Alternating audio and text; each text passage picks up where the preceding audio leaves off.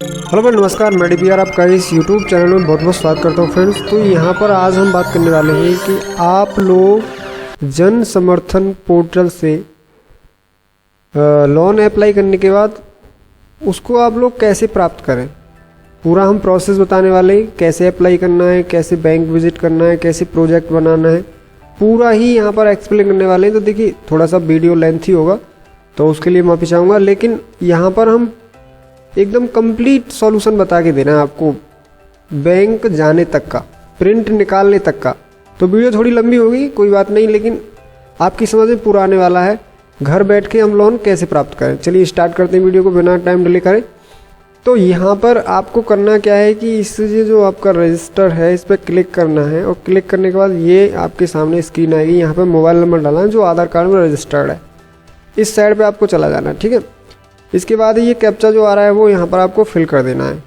तो इसके बाद में आप लोग क्या करेंगे कि जैसे ही आप लोग यहाँ पर नंबर फिल करेंगे तो देख लेना है नंबर को फिल करते समय कि वो सही है। इसके बाद में यहाँ पर आपको कैप्चा फिल कर देना है सही।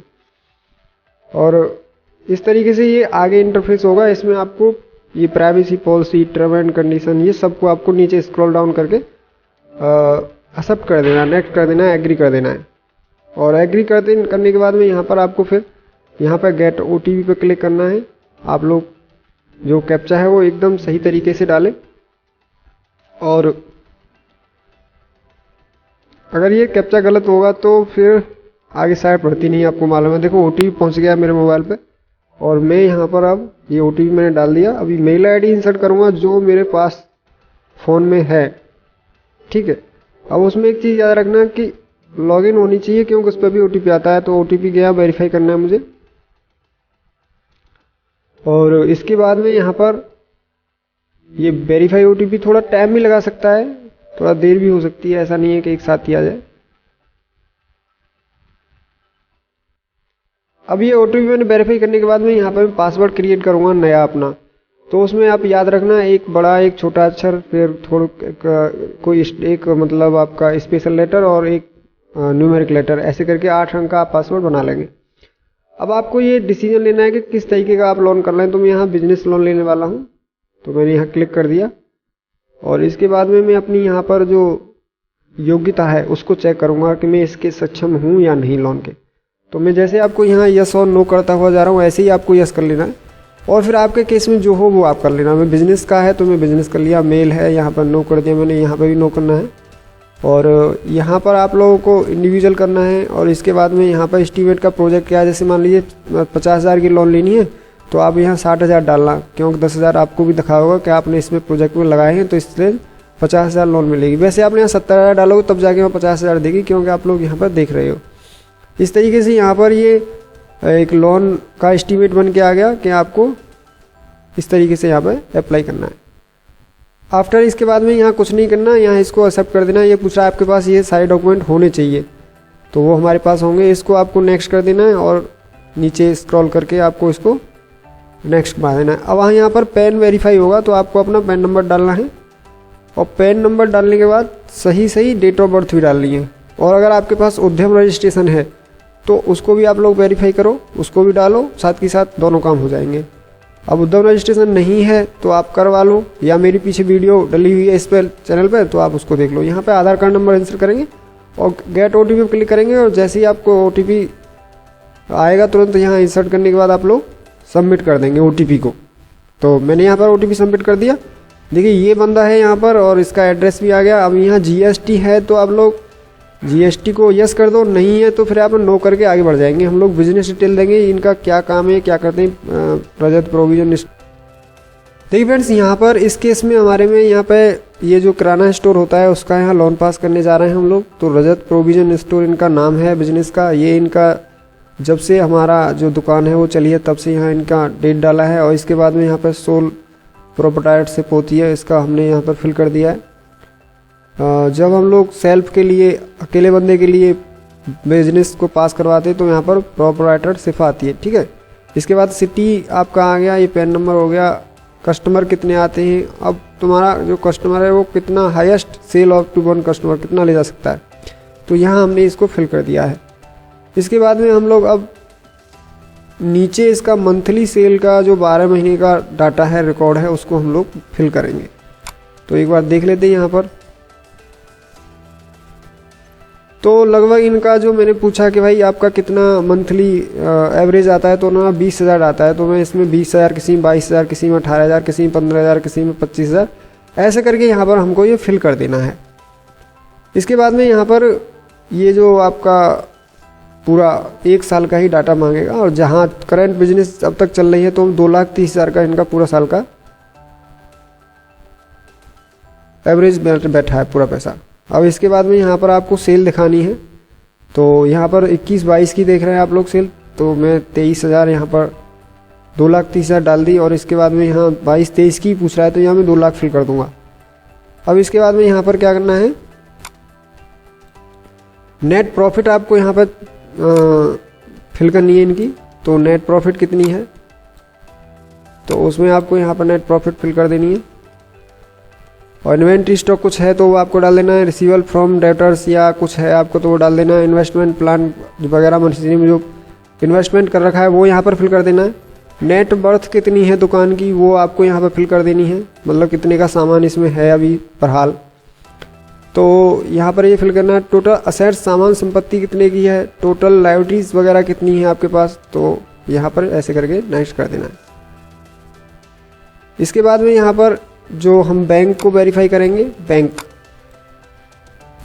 बैंक को वेरीफाई करने के लिए आप इसमें क्या करेंगे, अकाउंट होल्डर का यहाँ पर नाम डालेंगे।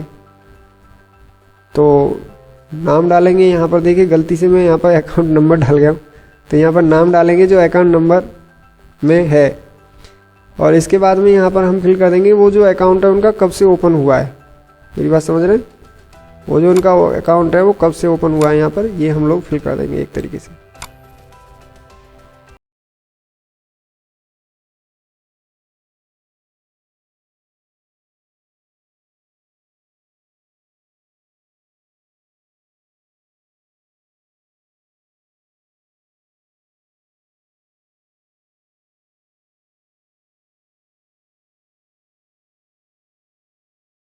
अब हम लोग यहाँ पे जो इनका जो बिज़नेस का डिटेल है वो भर रहे हैं यहाँ पर, कि कितने एम्प्लॉय इनके यहाँ पर आते हैं, वो कब से काम कर रहे हैं, बिज़नेस का एड्रेस क्या है, तो वो हम सारी चीज़ फिल कर देंगे यहाँ पर। स्ट्रीट नेम वगैरह क्या है, इनका लैंडमार्क क्या है, और जो कुछ भी है उनका विलेज क्या है, और किस ब्लॉक के रहने वाले हैं, पिन कोड क्या है, तो वो सारी चीज़ यहाँ पर हम लोग फिल कर देंगे।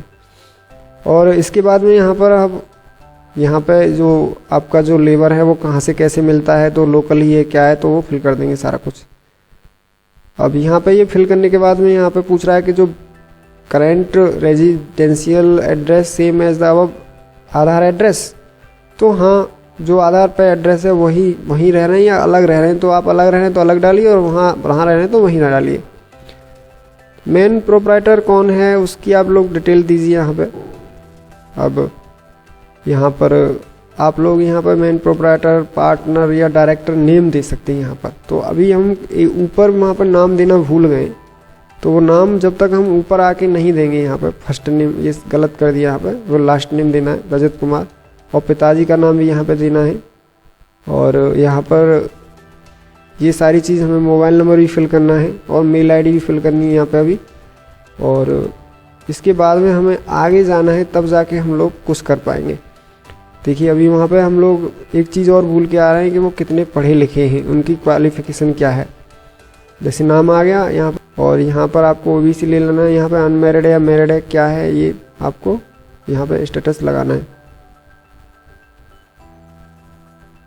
अभी यहाँ पर नंबर ऑफ डिपेंड इनके कितने हैं, और ये इनका जो मकान है वो किराए का है, काय का है। तो यहाँ पर देखो मैं कह रहा था कि यहाँ से हम लोग भूल रहे हैं कि वो लोग कितने पढ़े हैं, तो यहाँ पर हमको दोबारा आना पड़ा। तो अब इसके बाद में यहाँ पर इनको जो भी इनकी शिक्षा है वो आप लोग सेलेक्ट कर लेंगे, और यहाँ पर टोटल एक्सपीरियंस कितना है इस बिज़नेस का, उनका नेट वर्थ कितना है बिज़नेस का, तो ओला आपको सारा कुछ डालना है। ये हम लोग एक प्रोजेक्ट बना रहे हैं जिसको बैंक चेक करेगी, उसके बाद ही लोन करेगी। और यहाँ पर इसके बाद में हम लोग इनका जो डाटा अभी तक फिल किया है वो यहाँ पर कलेक्ट हो रहा है। तो उसमें मान लीजिए 1 मिनट भी लग सकती है, 5 मिनट भी लग सकती हैं। तो प्रोसीड करने में हो सकता है पीछे कहीं गलती हो रही है, तो वो पूरा चेक करने के बाद ही आगे तुम्हें जाने देगा। तो यहाँ पर कभी कभी ये साइड का भी इशू आ जाता है कि साइड बिजी रहती है तो इसलिए वो नहीं आ पाती है, या हम कोई गलत कर देते हैं एंट्री तो उसकी वजह से भी यहाँ पर आता है। तो देखिए यहाँ पर जो मंथली रिकॉर्ड हमने जो बनाया था वो थोड़ा हमारा आगे पीछे हो गया है। चलो साइड चल गई तो उसने अपना ही कैप्चर कर लिया।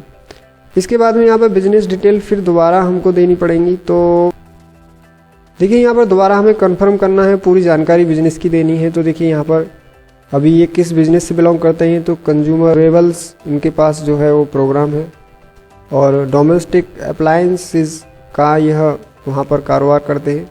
रिटेलर है, कंज्यूमर ईटेबल इनका सामान है, और फिर आगे अगर उद्यम रजिस्ट्रेशन है तो ठीक है। बिजनेस जो प्रीमाइस है वो कौन कैसा है, ओन्ड है या किराए का है, तो यहाँ पे अपना ही है इनका। शॉप वगैरह यहाँ पर डाल दीजिए, कुछ भी यहाँ पे एक तरीके से डाल सकते हैं आप लोग।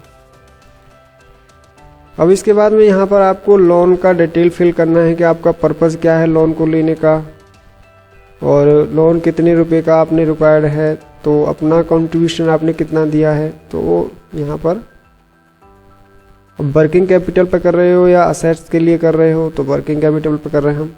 अब फिर हमें यहाँ पे पूरी फर्दर जानकारी लेनी है कि आपका जो मंथली सेल का जो है एक्सपेंस का जो रिकॉर्ड है वो क्या है।